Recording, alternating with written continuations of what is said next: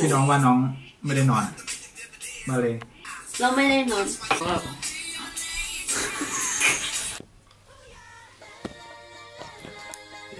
Jo, konnichiwa alle zusammen. Heute nehme ich euch mal mit auf einen Klassenausflug. Jedes Jahr macht die Schule einen Ausflug zum Wahrzeichen unserer Präfektur Ibaraki, Mount Tsukuba-san. Tsukuba-san, wow! Wie viele von euch Otakus da draußen schon wissen, ist San eine höfliche Anrede, die im Deutschen mit Herr oder Frau gleichgesetzt werden kann. Darüber hinaus hat das Kanji für Berg, Yama, auch noch die Bedeutung San, weshalb hinter jedem Berg die Endsilbe San hinten dran gehangen wird. Also Mount Fuji in Japan heißt Fuji-san und Mount Tsukuba-san, wow!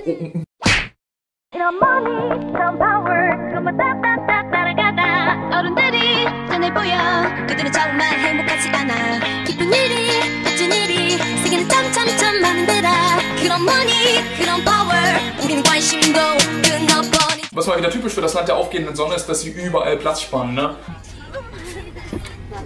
Als wir dann angekommen sind, war dann bei mir erstmal die Vorfreude groß, denn ich liebe Wandern und ich liebe Berge. Wir hatten auch einen relativ straffen Zeitplan, denn wir wollten den Berg innerhalb von 1,5 Stunden komplett absolviert haben. Da das für Julian aber nicht genug ist, habe ich mir meinen Reiserucksack von meiner Weltreise mitgenommen und darin ganz viel Reiseproviant für die Klasse eingepackt. Julian, 何個持ちますか? 知りません。怖いよ。熊がいるでしょ? そうそう、熊弁当食べたいから。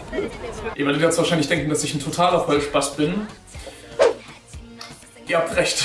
Aber naja, was soll ich nun mal machen? Ich liebe halt Challenges. Gleich am Anfang sind wir eine Gruppe von Leuten in Militäruniform begegnet, die ein rotes Kreuz auf ihrer Schulter hatten. Die Rettungseinheit war wahrscheinlich gerade nur zu Übungszwecken vor Ort. Es ergab sich dann aber noch der Vorfall, dass einer unserer Mitschüler sich den Kopf aufgeschlagen hat. Das war richtiges Glück, Leute. Ja, nach den ersten 100 Metern kam ich auch schon ziemlich aus der Puste, deswegen hört man mich in den meisten Aufnahmen auch nur heftig atmen. Noch eine Stufe, noch eine Stufe.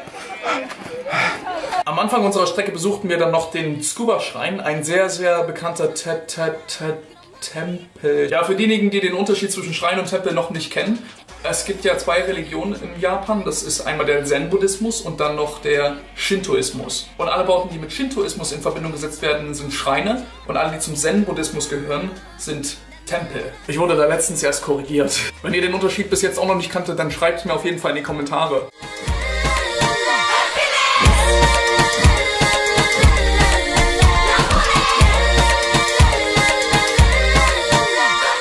Etwas weiter oben kommen dann noch ein paar kleine Läden, die meistens älteren Damen gehören. Und wir haben dann mit einer gesprochen, die meinte, sie wäre 85. Was halt echt eine riesengroße Leistung ist, da jeden Tag immer hochzulaufen, um den Laden zu betreiben.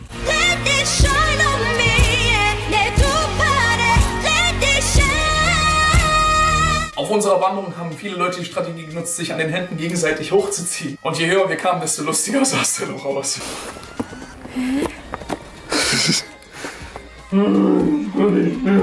Am besten fand ich, dass mich während der Wandertour wegen meines Rucksackes niemand verurteilt hat. Ich meine, ich hätte schon damit gerechnet, dass ein paar Kommentare fallen, so wie, ja, das ist doch irgendwie schon ein bisschen bekloppt und sowas. Sage ich auch von mir selber. Überraschenderweise kamen die Leute mir aber mehr mit Bewunderung entgegen. Ich habe an den Tag meine Schilde schon hochgefahren und dachte mir so, okay, gut, du musst dich wahrscheinlich auf einen Kommentar gefasst machen. Letztendlich habe ich für mich in diesem Moment was sehr Wichtiges festgestellt. Nämlich, dass zu meiner Kindheit einiges schiefgelaufen ist. Hä? Ich scheine nicht das Selbstbewusstsein zu haben, etwas zu tun, ohne dabei die Angst zu haben, dass mich jemand dafür verurteilt. Und ich glaube einfach persönlich, dass es da ein Problem in unserer individuellen Gesellschaft gibt, denn jeder möchte seinen Beitrag zu etwas leisten. Und dazu gehört natürlich auch, dass man andere Leute kritisiert. Auf der anderen Seite kann man natürlich sagen, dass dieses Gruppenverhalten hier in Asien viel zu exzessiv ausgetragen wird. Allerdings begegnen sich die Leute hier grundsätzlich mit mehr Respekt und das ist eine Sache, die einen wahrscheinlich viel, viel ruhiger aufwachsen lässt. Solche Momente wie diese sind Schlüsselmomente für mich im Leben.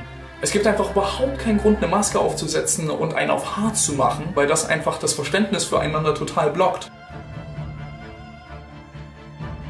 Und wenn man zwangsläufig in einer besseren Welt leben möchte, ist das Voraussetzung. Ich würde mich freuen, wenn ihr eure Ideen zu diesem Thema auch mit in die Kommentare reinschreibt. So, we made it to the top! Yay! の腕の中で幸せな女になれ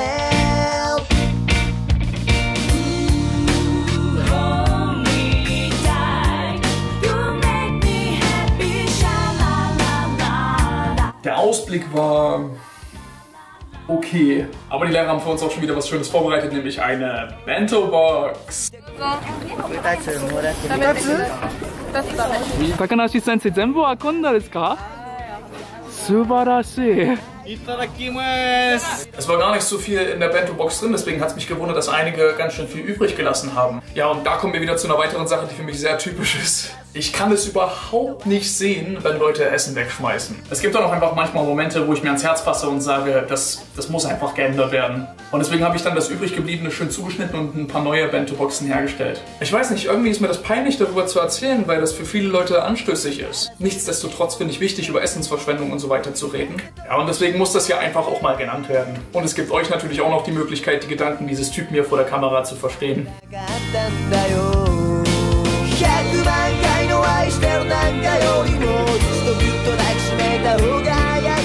Der Wald neben der Station, an dem wir dann ankamen, hatte wunderschöne herbstfarbene Blätter. In Japan bekommt dieses Phänomen die liebevolle Bezeichnung Momichi. Zu Recht würde ich auch sagen, denn die Herbstfarben hier in Japan sind die schönsten auf der ganzen Welt.